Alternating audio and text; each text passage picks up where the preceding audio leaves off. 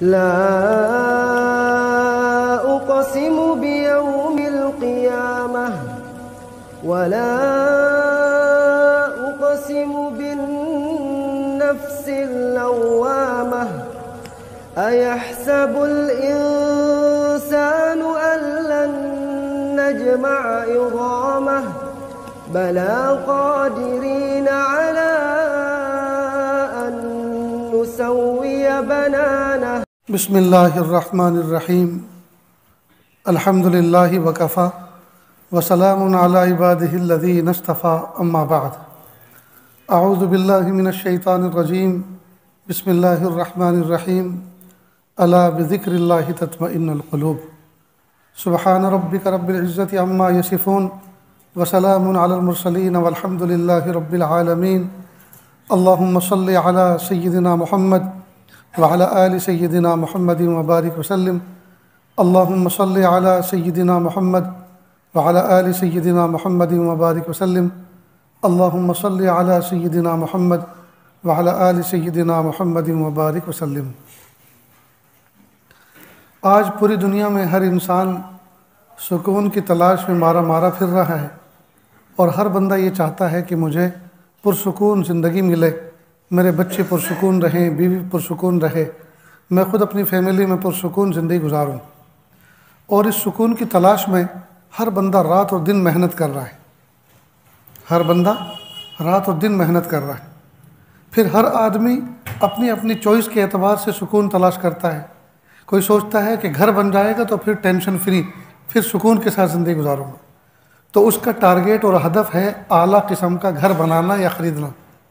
वो सोच रहा है जिस दिन मुझे घर मिल जाएगा, आला किस्म का घर मिल जाए या बन जाए, वो दिन मेरी सुकून की पहला दिन और सुकून की पहली रात होगी। बाज़ लोग सोचते हैं कि मैं एक बाइक तलाश कर रहा हूँ, वो अगर मुझे मिल जाए तो मुझे सुकून मिल जाएगा, तो उसका सुकून की चाबी अटकी हुई है बाइक के मिलने पर। बाज़ लोग ये सोच रहे हैं कि मैं इस तरह से इस फैमिली में इस लड़की से निकाह कर लूँ तो मुझे सुकून मिल जाएगा। इतनी बात याद रखें, एक है सुकून और एक है असबाब सुकून, दोनों में फ़र्क है। एक है राहत और एक है असबाब राहत। मोटे गद्दे, एयर कंडीशन कमरा, जी, ये असबाब राहत हैं, राहत नहीं। असबाब राहत हैं, राहत नहीं। मैं कहा करता हूँ कि हर आदमी ये समझता है कि पैसे मिल जाएं तो फिर असबाब राहत आदमी खरीदता है, सुकून से रहता है। पैसे से इंसान किताबें तो खरीद सकता है, इल्म तो नहीं खरीद सकता। पैसे से इंसान दवा तो खरीद सकता है, शिफा तो नहीं खरीद सकता। पैसे से इंसान चश्मा तो खरीद सकता है, बीनाई तो नहीं खरीद सकता। पैसे से इंसान मोटे मोटे गद्दे तो खरीद सकता है, मीठी मीठी नींद तो नहीं खरीद सकता। पैसे से इंसान सफ़ेद बालों को काला करने वाला खिजाब तो खरीद सकता है, शबाब और जवानी तो नहीं खरीद सकता। मालूम हुआ पैसे से कुछ नहीं होता, करने वाली ज़ात अल्लाह की है। अब मसला ये चश्मा है, ठीक है, अब बिनाई कमज़ोर है, चीज़ें साफ़ नज़र नहीं आती, दूर तक का नज़र नहीं आ रहा। चश्मा लगाया तो ज़ाविया ठीक हो गया, चीज़ें साफ़ हो गई, जी। तो ये असबाब बिनाई है, लेकिन चश्मे में बिनाई नहीं है। अगर बिनाई होती तो अंधे लोग चश्मा लगाते और बीना हो जाते। बिनाई की कुंजी तो अल्लाह के हाथ में। अल्लाह की दी हुई बिनाई में जो कमज़ोरी आ जाती है, अल्लाह ने बंदों को ये सलाहियत दी है असबाब के दर्जे में कि वो ऐसी ऐसी टेक्नोलॉजी इस्तेमाल करें तो उससे जाविया या कुछ मिक़दार दुरुस्त हो जाती है। लेकिन कोई आदमी यही समझे कि चश्मे के अंदर सब कुछ है, ये है तो भी मुझे सब दिखाई देगा, नहीं तो नहीं दिखाई देगा, तो मालूम हुआ कि ये शिर्क का मुर्तकिब हो रहा है। यही आके अहले ईमान में और अहले कुफ्र में फ़र्क है कि काफिर और मुशरिक जो अल्लाह का नाफरमान होता है, अल्लाह पे यकीन नहीं रखता, वो असबाब की इबादत करने लगता है। लिहाजा तो दूसरे मज़ाहिब के लोग हैं, सुबह सवेरे जब वो गाड़ी लेकर चलते हैं तो गाड़ी को झुकते हैं, उसके सामने सजदे करते हैं, उस पर कुछ लिखते हैं, उस पर कुछ फूल मालाएँ चढ़ाते हैं, जी, कि ज़रा ठीक ठाक चलियो, तकलीफ मत दियो। क्या मतलब? गोया गाड़ी को खुदा समझ बैठे, हर तकलीफ देने वाली चीज़ को खुदा समझ बैठे, हर राहत देने वाली चीज़ को खुदा समझ बैठे। आग को देखते हैं तो झुकते हैं, सांप को देखते हैं तो झुकते हैं, ये नफ़ा पहुंचाती है, ये नुकसान देती है। हालांकि इस्लाम ने ये सिखाया कि ये असबाब तकलीफ़ तो हैं, असबाब तो राहत तो हैं, लेकिन तकलीफ़ और असबाब इनके बस की बात नहीं है, उसकी कुंजी तो किसी और के हाथ में। तो हम इस बात को अच्छी तरह से जहन में बिठा लें, जिस तरह 2 और 2 4 होने का यकीन हमारे दिल दिमाग में बैठा हुआ है कि 2 और 2 4 होते हैं, 4.25 नहीं, 4.5 नहीं और 5 नहीं, न कम न ज़्यादा, 2 और 2 4। ठीक बिल्कुल इसी तरह चीज़ों के अंदर अल्लाह ने राहत नहीं रखी, असबाब राहत ज़रूर हैं, राहत की कुंजी अल्लाह के हाथ में। कितने सारे लोग हैं जो एयर कंडीशन मकानों में रहते हैं, बेहतरीन गाड़ियों में घूमते हैं, बेहतरीन बैंक बैलेंस उनके पास हैं, लेकिन सुकून की नींद उनको नहीं आती। नींद आती है ख्वाब आवर और नींद आवर दवाई पीने से। मालूम हुआ असबाब अपनी जगह पर हैं, असबाब के पीछे मुसब्बिबुल असबाब की ताकत अलग है। जो बंदा असबाब से हटकर मुसब्बिबुल असबाब की तरफ नज़र रखता है और उसकी खुशामद करता है, उसको मनाता है, वो ज़ात है जो असबाब के अंदर राहत रखती है। अब देखिए इस आयत में कुरान पाक में अल्लाह पाक फरमाते हैं, अला बिज़िक्रिल्लाहि तत्मइन्नुल क़ुलूब, ए लोगो आगाह हो जाओ, याद रखो अल्लाह की याद में दिलों का सुकून है। हम सुकून ढूंढ रहे हैं, मालदारी में सुकून ढूंढ रहे हैं, बंगलों में सुकून ढूंढ रहे हैं, कारों में, बहारों में। हालांकि अल्लाह पाक जो खालिक सुकून है वो फरमा रहे हैं, जी मेरी याद में सुकून है, मेरी याद में सुकून है। जब मेरी याद करोगे तो मैं तुम्हें बगैर बिस्तर वाली खटिया पे भी तुम सोओगे तो तुम मीठी नींद सो जाओगे। कितनी वाबस्ता है तस्कीन तेरे नाम के साथ, नींद कांटों पे भी आ जाती है आराम के साथ। जो बंदा अल्लाह अल्लाह करता है, अल्लाह का जिक्र करता है, वो चटाइयों पे सोता है, मीठी नींद आ जाती है। बहुत से लोग जमात के मुबारक रास्ते में निकलते हैं, वो लोग जो बेड पर सोते हैं, डनलप के गद्दों पर सोते हैं और मेमोरी फोम के गद्दों पर सोते हैं, उसके बगैर उनको नींद नहीं आती। बगैर चटाई सिर्फ तकिया डालते हैं और एक चादर बिछाते हैं, मस्जिद की चटाई पे उनको नींद आ जाती और गहरी नींद आती है। क्यों? इसलिए कि उन गद्दों में नींद नहीं है, राहत गद्दों में नहीं है। राहत अल्लाह पाक ने अपनी ज़ात से रखी है कि हम राहत की कुंजी हमारे हाथ में, हमारे कब्ज़े कुदरत में है। हम चाहें तो तुम्हें चटाई पर राहत की नींद सुला दें और हम चाहें तो तुम्हें गद्दों पर बेचैन कर दें। तो अल्लाह पाक फरमाते हैं, अला बिज़िक्रिल्लाहि तत्मइन्नुल क़ुलूब, ए लोगो आगाह हो जाओ, दिलों का सुकून और इत्मीनान तो अल्लाह की याद में है। अब ये अल्लाह की याद किस चीज़ का नाम है? सुबहान अल्लाह, अल्हम्दुलिल्लाह, अल्लाहु अकबर, ला इलाहा इल्लल्लाह, ला इलाहा इल्लल्लाह, इल्लल्लाह इल्लल्लाह। क्या इसका नाम अल्लाह की याद है? ये भी याद की एक किस्म है, टोटली याद इसको नहीं कहेंगे। फिर टोटली याद किसको कहेंगे? इसकी क्या डेफिनेशन है? हर वो काम जो अल्लाह की याद में हो रहा हो, जो जायज़ हो, हर वो काम जो जायज़ हो, जायज़ काम में बंदा लगा हुआ हो, वो जिक्र का दर्जा इख्तियार कर लेता है। हर जायज़ काम, इसलिए कि जो जायज़ काम कर रहा है वो किस लिए कर रहा है? अल्लाह ने उसको जायज़ कहा है करने के लिए, तभी तो कर रहा है। मालूम अल्लाह के हुक्म से कर रहा है और अल्लाह के हुक्म को पूरा करना यही तो जिक्र है। लिहाजा रिज़्क़ हलाल कमाने की मेहनत करना ये भी जिक्र। दुकान पर बैठकर हलाल रोज़ी कमाने की कोशिश करना ये भी जिक्र। केले ले लो केले, केले ले लो केले, आलू ले लो आलू, ये जो लारी पर लगाकर सदा लगाते फिरते हैं ये भी जिक्र। इसलिए कि अल्लाह का हुक्म पूरा करने के लिए हलाल रोज़ी कमाना निकला है। इसको केले ले लो केले की सदा लगाने पर जो मुजाहदा हो रहा है, इसको वही अजर मिलेगा जो सुबहान अल्लाह अल्हम्दुलिल्लाह का जिक्र करने पर जो मुजाहदा होता है उस पर अजर मिलता है। इसलिए कि हर जायज़ काम वो ज़िक्रुल्लाह बन जाता है, हर जायज़ काम ज़िक्रुल्लाह बन जाता है।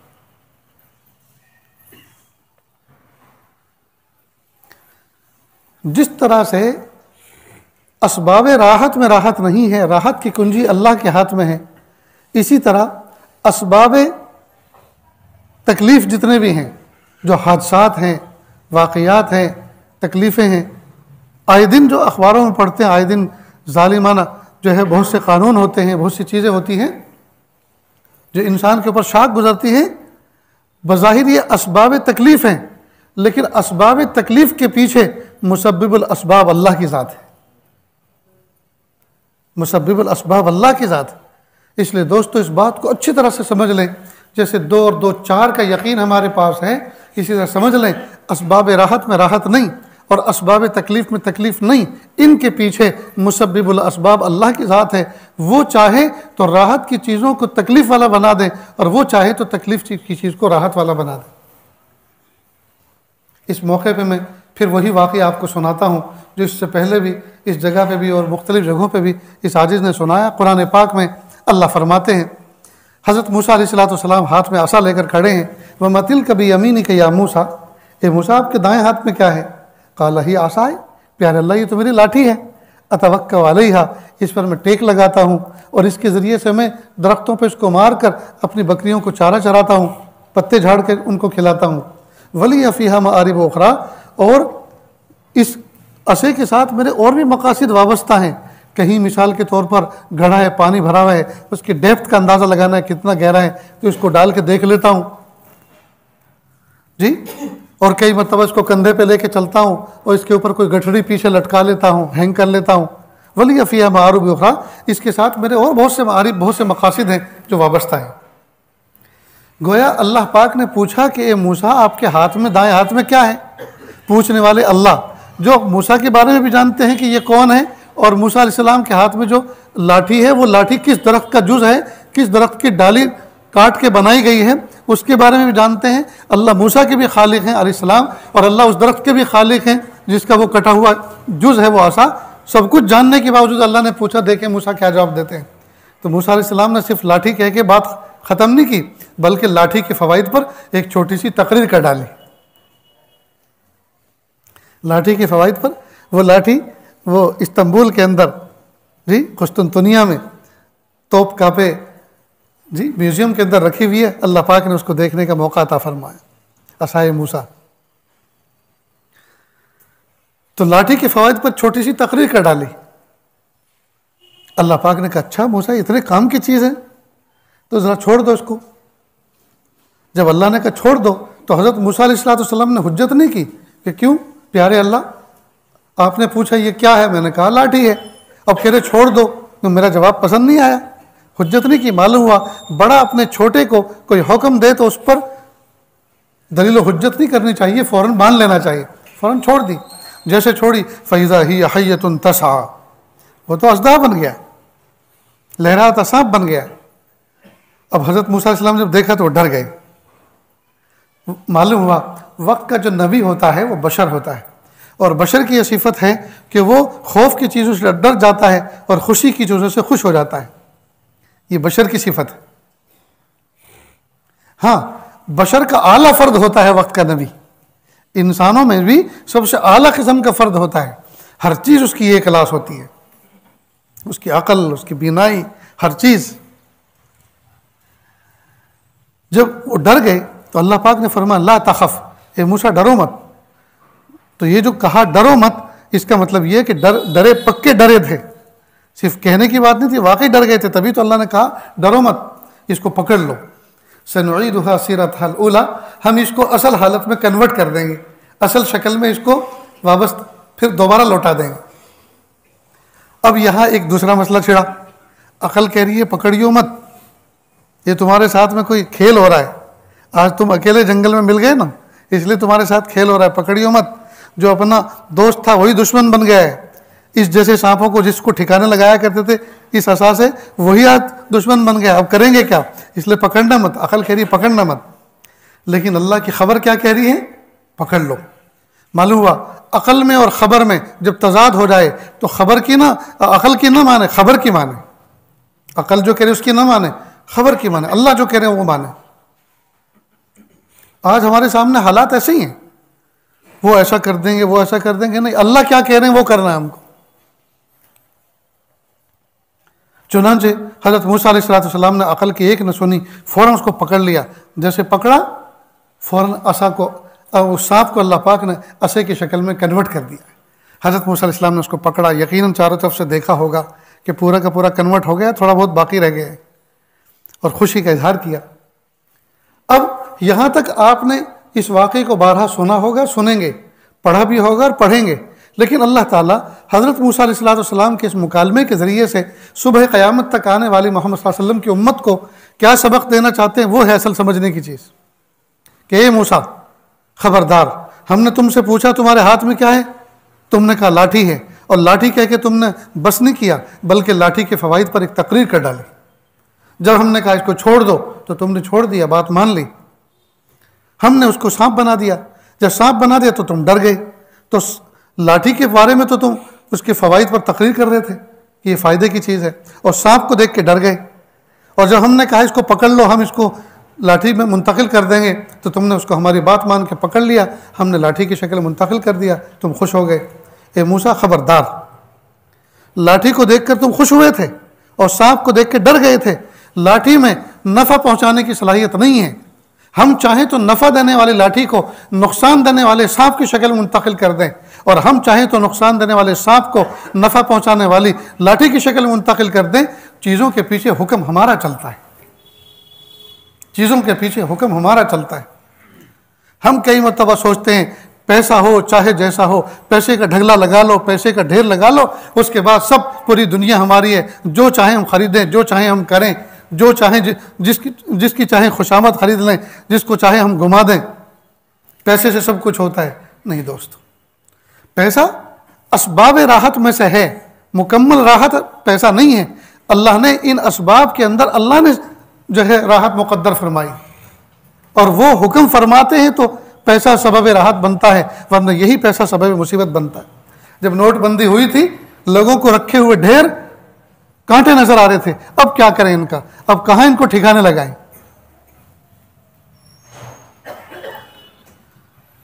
इसलिए दोस्तों, जिस तरह 2 और 2 4 का हमें यकीन है, इसी तरह हम इस बात को अच्छी तरह से यकीन के दर्जे में अपने जहन में बिठा लें कि असबाब राहत में राहत नहीं, अल्लाह के हुक्म से राहत पहुँचती है, और असबाब मुसीबत में, हवादिसात में, वाक़यात में, तकालीफ में, जी तकालीफ नहीं है। इन वाक़यात और हवादिस के पीछे तकालीफ देना ये और तकालीफ ख़त्म करना ये अल्लाह का काम है। तो जब मुअस्सिर हकीकी, फ़ाइल हकीकी अल्लाह की ज़ात है, तो उसी रब की खुशामद क्यों ना करें। फिर हज़रत मूसा अलैहिस्सलाम के ज़माने में अफलातून नाम का एक फ़लसफ़ी था, उसने जहन के अंदर एक सवाल बनाया, और सवाल ये कि ये जो आसमान है, आसमान का कुत्र, ये दायरा, अगर इसको कमान मान लिया जाए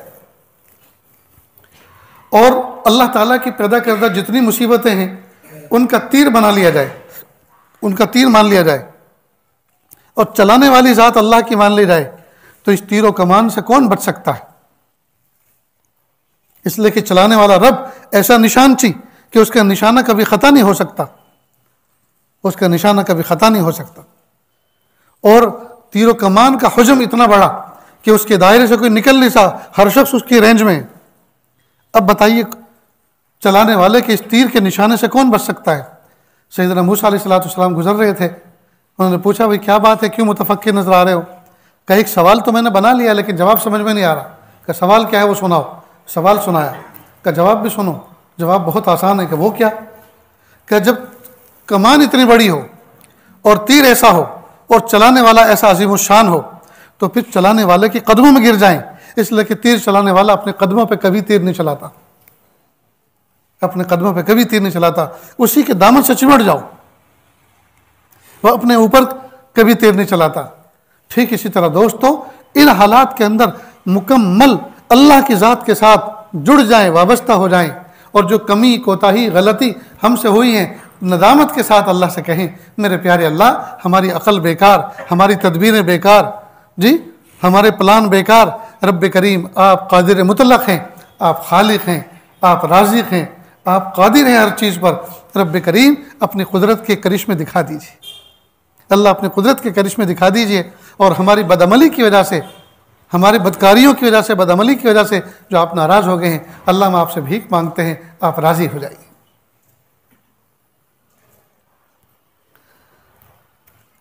इसलिए कुरान पाक में जो अल्लाह पाक ने फरमाया, अला बिज़िक्रिल्लाहि तत्मइन्नुल क़ुलूब, सुकून का मुतलाशी तो हर बंदा है। छोटे बच्चों भी सुकून चाहता है, बड़ा भी सुकून चाहता है, औरत भी सुकून चाहती है, मर्द भी सुकून चाहते हैं, गरीब भी सुकून चाहते हैं, अमीर भी सुकून चाहते हैं, सेहतमंद भी सुकून चाहते हैं, बीमार भी सुकून चाहते हैं। लेकिन सुकून की कुंजी खालिक सुकून अल्लाह के हाथ में है। उसने जो कहा है वो कर लो, उसमें नफ़ा है। उसने जो कहा, भाई डॉक्टर पर जिस पर हमने एतमाद किया, जो तजुर्बेकार है, वो अगर कहे कि भाई आप जो है ये परहेज करें और ये दवा इस्तेमाल करें, इंशाअल्लाह अल्लाह आपको शिफा देंगे। मेरे तजुर्बे की चीज़ है, मेरे इल्म की तजुर्बे की चीज़ है कि अल्लाह पाक ने इस बीमारी का इलाज इस दवाई के इस्तेमाल पर और इतने इतने परहेज पर रखा है। तो हकीकत में अगर हम उसके मुताबिक, उसकी हिदायत के मुताबिक अमल करेंगे तो अल्लाह शिफा अता फरमाएंगे, क्योंकि ये दारुल असबाब है। यहाँ अल्लाह पाक ने आग के अंदर जलाने की सलाहियत रखी है, यहाँ छुरी के अंदर काटने की अल्लाह ने सलाहियत रखी है। तो इन असबाब को हम इख्तियार करें, लेकिन असबाब को इख्तियार करते हुए वक्त भी अल्लाह से ज़र्रा बराबर गाफिल न रहें, नज़र अल्लाह की ज़ात पर हो। मेरे प्यारे रब, असबाब की दुनिया में रहते हुए मैंने असबाब ज़रूर इख्तियार किए हैं, लेकिन असल तो मुसब्बिबुल असबाब आप हैं। आप चाह रहे हैं उम्रा करें, हज करें, आपने टिकट भी ओके करा लिए, वीज़ा भी इशू हो गया जी, तैयारी मुकम्मल कर ली, लेकिन जैसे निकलने वाले थे माँ जैसी प्यारी का इंतकाल हो गया, बाप जैसे प्यारे का इंतकाल हो गया जी, बीवी जैसी प्यारी का इंतकाल हो गया, कई मरतबा सारा निज़ाम दरहम भरम हो जाता है। तो ये सारे निज़ाम को दरहम किसने किया, दरहम भरम किसने किया? रब्बे कायनात ने। इसलिए सारे असबाब व वसाइल इख्तियार करने के बावजूद हरगिज़ हरगिज़ भरोसा मत करो, नज़र अल्लाह की ज़ात पे हम रखें। मोमिन का कोई काम ऐसा नहीं होना चाहिए जो असबाब तो वो आला से आला इख्तियार करे, लेकिन अल्लाह की ज़ात से गाफिल हो जाए। कोई भी काम ऐसा नहीं होना चाहिए, असबाब छोटे हों या बड़े, असबाब कमज़ोर हों या कवी, चाहे जैसे हों, नज़र हमेशा अल्लाह की ज़ात पर यकसा रखे। आज हमारा हाल ये है, असबाब अगर कमज़ोर हैं तो हमारा यकीन मजबूत होता है। गाड़ी कमज़ोर हो, टायर घिसे हुए हो, स्पेयर व्हील भी पंचर वाला हो, और डीजल भी थोड़ा हो, और सबसे बड़ी मुसीबत ये कि जेब में पैसे भी थोड़े हों, और सफ़र लंबा हो, तो हादसा से बचने की जितनी दुआएं याद होती हैं सब पढ़ डालते हैं जी, इसलिए कि असबाब कमज़ोर हैं, अल्लाह की मदद चाहिए। और अगर असबाब कवी हों, गाड़ी बिल्कुल नई हो, डीजल बिल्कुल फुल हो, और दोनों जेबें भरी हुई हों, और साथी भी बड़े जोली किस्म के हों, और सफ़र भी बड़ा सुहाना हो, मंजिल भी बड़ी अच्छी हो, तो फिर बिस्मिल्लाह पढ़ना भी भूल जाते हैं, सफ़र की दुआ पढ़ना भी भूल जाते हैं, इसलिए कि सारे असबाब जो कवी हैं उन पर नज़र है। कितनी बुरी बात। ये तो मुनाफ़क़त है दोस्त। कुरान पाक में मुनाफिकों की मिसाल दी है कि जब वो कश्तियों में बैठते हैं और वो अल्लाह ताला से खालिस होकर, मुखलिस होकर दुआ करते हैं, इज़ा रकीबू फिल फुल्क दाउल्लाह मुखलिसीन लहुद्दीन, वो इखलास के साथ दुआ करते हैं, और जब पार हो गए तू कौन और हम कौन। नहीं दोस्तों, असबाब चाहे ऐसे हों चाहे असबाब ऐसे हों, हालात चाहे ऐसे हों या ऐसे हों, हर सूरत में नज़र अल्लाह की तरफ बराबर रखें। असबाब को अपना माबूद न बनाएं। इसलिए दोस्तों, चलते फिरते अल्लाह की तरफ अपनी तवज्जो को रखें। काम करें ज़रूर, ऑफिस में बैठें, शानदार ऑफिस बनाएं, फर्नीचर बनाएं, शानदार सीटिंग का निज़ाम बनाएं, बेहतरीन कुर्सी बनाएं, सब कुछ सही, लेकिन कभी भी अल्लाह की याद से गाफिल ना हो। दिल हमेशा अल्लाह की याद के साथ जुड़ा रहे। गो में रहा रही न सितमहाए रोज़गार तेरी, लेकिन तेरे ख्याल से गाफिल नहीं रहा। आज हमारा हाल ये है, अंदर अंदर बेकारी है, बाहर बाहर काम बहुत है।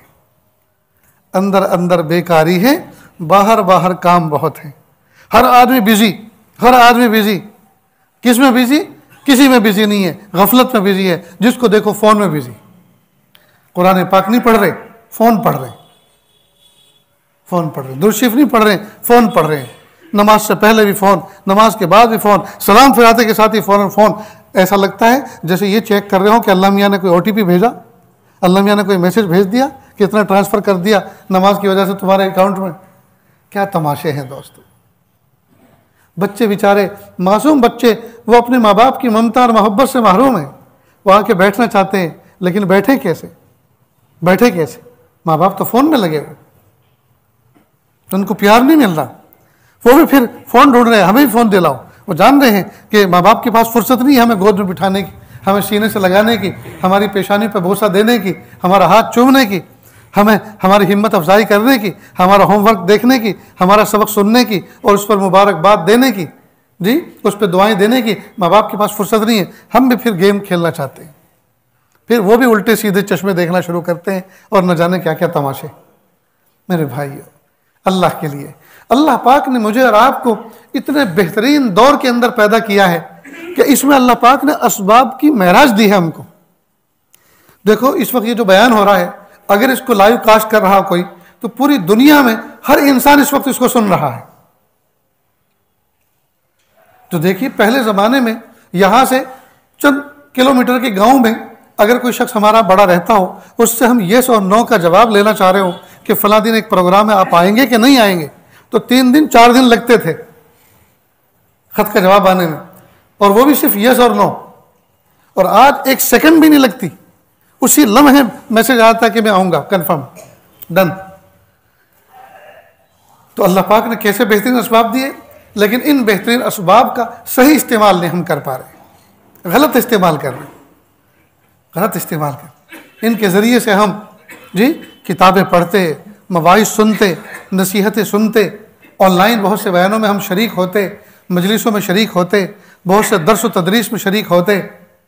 जी आप अगर हदीस दारुल देवबंद की दारुल हदीस में जो हदीस का सबक कोई शेखुल हदीस पढ़ा रहे हैं और रोज़ाना अगर आप सुनना चाहें तो डेली बेस पर उसी वक्त आप बुखारी शरीफ खोल के बैठ जाइए और जो सबक वहाँ हो रहा है उसी वक्त आप सुन सकते हैं। अल्लाह पाक ने ऐसे असबाब वसाइल हमें दिए हैं, लेकिन अफसोस हम इन असबाब वसाइल का मिस यूज़ कर रहे हैं, मुस्बत इस्तेमाल नहीं कर रहे, मनफी इस्तेमाल कर रहे हैं। जो देखो फिल्में देख रहा है, जो देखो तमाशे देख रहा है, बकवास देख रहा है, ग्रुप बने हुए हैं, और ग्रुप ऐसे हैं 24-24 घंटे हर शख्स एक्टिव है। ऐसा लगता है शैतान ने कहा ग्रुप बनाओ, एडमिन बनो और मुझे आराम करने दो, मेरी तरफ से तुम तर्जुमानी करो। हर वक्त ग्रुप में कोई ना कोई एक्टिव रहता है। हमने तो अपने उस पर लिख के लगा रखा है, खबरदार हमें बगैर इजाज़त के कोई भी आदमी हमें अपने ग्रुप में ऐड न करे। हम होते हैं रात को कई मरतबा 2 बजे 3 बजे किसी एयरपोर्ट पर है, अपनी ज़रूरत के लिए फ़ोन खोला, उसमें कोई टिकट देखना है, कुछ फ़्लाइट की जो हालत देखनी है, अब उनको लगा ऑनलाइन है, तो शैतान उनको सुझाता है लो हज़रत मियाँ भी, वो भी ऑनलाइन है, हम भी हैं, हम में उनमें फ़र्क क्या हुआ। उस अल्लाह के बंदे को ये पता नहीं है कि वो अल्लाह के रास्ते में इस वक्त कहीं सफ़र पे है, किसी मुजाहदे से गुजर रहे हैं। वो समझ रहा है कि जैसे हम बेकार हैं ऐसे ही वो बेकार है, वो भी फ़ोन देख रहे हैं, हम भी फ़ोन देख रहे हैं। एक तो ये गलत फहमी। तो लिहाजा दूसरी बात यह कि हर शख्स जागता रहता है कि कोई पोस्ट आए तो उसको डाइवर्ट करने के लिए, इधर से उधर भेजने के लिए वो उसकी जिम्मेदारी निभाता है, शैतान का तर्जुमान बन के काम कर रहा है। और खुराफात, बेकार की वाहियात, लायानी दोस्तों नेकियों को इस तरह से खा जाती है जिस तरह आग खुश्क लकड़ी को खा जाती है। आज हम आमाल कर रहे हैं, लेकिन आमाल लायानी की वजह से ज़ाय हो रहे हैं। इसलिए अल्लाह के महबूब सल्लल्लाहु अलैहि वसल्लम ने हज़रत अबू हुरैरा रज़ी अल्लाह के सामने कुछ नसीहतें फरमाई थी। उनमें से एक नसीहत ये थी, इत्तक़िल महारिम तकुन आबदन नास, तुम गुनाहों से बचो तो तुम सबसे बड़े इबादत गुजार बन जाओ। ज़ाहिरी बात है जब गुनाह से बचेंगे, अब जो कुछ बचेगा वो नेकी होंगे ना। अल्लाह ताला से दुआ है अल्लाह ताला कहने सुनने से ज़्यादा अमल की तौफ़ीक़ अता फ़रमाए। व आखिर दावाना अनिल हम्दुलिल्लाहि रब्बिल आलमीन।